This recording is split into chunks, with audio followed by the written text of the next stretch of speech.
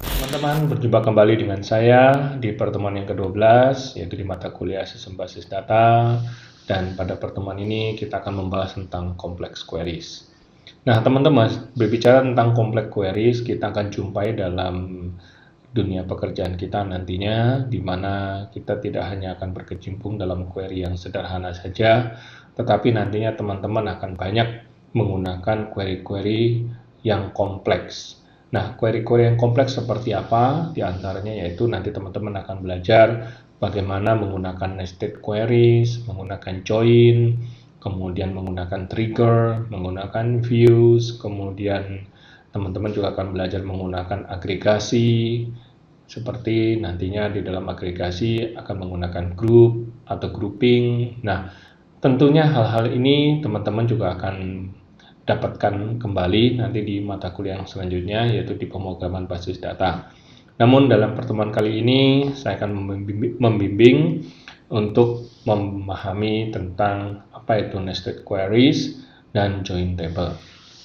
Nah, berbicara tentang nested queries, nah teman-teman tentu akan juga sering menjumpai sebelumnya di mata kuliah yang lain, dan juga pada saat teman-teman membangun sebuah aplikasi, teman-teman kerap menggunakan yang namanya nested if, kemudian nested queries. Nah, tentunya teman-teman sering gunakan ini di dalam perkuliahan yang ada. Nah, kalau kita lihat juga, ternyata nested query pun juga akan kita jumpai. Di antaranya, teman-teman akan bisa gunakan nested query ini di where clause, di from clause, maupun juga di select clause. Nah, sebagai contoh, misalkan di dalam where clause, kita bisa lakukan nested query seperti ini, di mana di dalam where, teman-teman akan bisa lakukan atau bisa membuat query.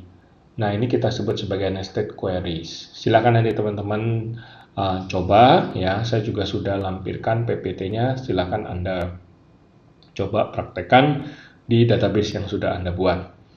Kemudian juga di from clause. Nah, silakan nanti teman-teman juga coba query ini, di mana kita bisa meletakkan juga query di dalam from clause. Juga di dalam select clause kita juga bisa letakkan query juga, di mana teman-teman bisa membuat nested query di dalam select clause. Nah, selanjutnya berbicara tentang join tables. Nah, seperti sebelumnya yang pernah kita singgung, kita pernah melakukan yang namanya menggabungkan 2, 3, atau banyak table tanpa menggunakan join, bisa. Namun, pada kesempatan ini, di mana SQL juga menyediakan satu fitur untuk melakukan join, di mana menggunakan perintah join. Yang pertama adalah join itu sendiri menggunakan inner join dan outer join. Outer join kita akan bagi menjadi 3 macam kondisi, left, right, dan full outer join. Inner join adalah sama halnya dengan mencari irisan. Sedangkan outer, nanti teman-teman akan melihat di bagian samping kanan ini, di mana kalau kita lihat left, kita akan mendapatkan data yang ada di A semuanya. Ya. Kemudian untuk yang right, teman-teman akan mendapatkan data yang ada di B. Dengan catatan, pada saat kita melakukan query ini adalah A left outer join B. Ini juga A right outer join B. Jadi, kalau kita melakukan query A left outer join B seperti ini, saya akan mendapatkan data yang ada di A semuanya, baik itu yang beririsan dengan B maupun tidak. Sebaliknya, kalau A right outer join B, saya akan dapatkan semua data yang ada di B, baik itu yang beririsan dengan A maupun tidak. Nah, kemudian adalah full outer join. Kalau kita lakukan, maka saya akan mendapatkan data keduanya, baik dari A dan B, termasuk juga yang beririsan. Nah, nanti teman-teman silakan mencoba. Sebagai contoh query seperti ini, saya akan lakukan join. Nah, ini adalah contoh inner join.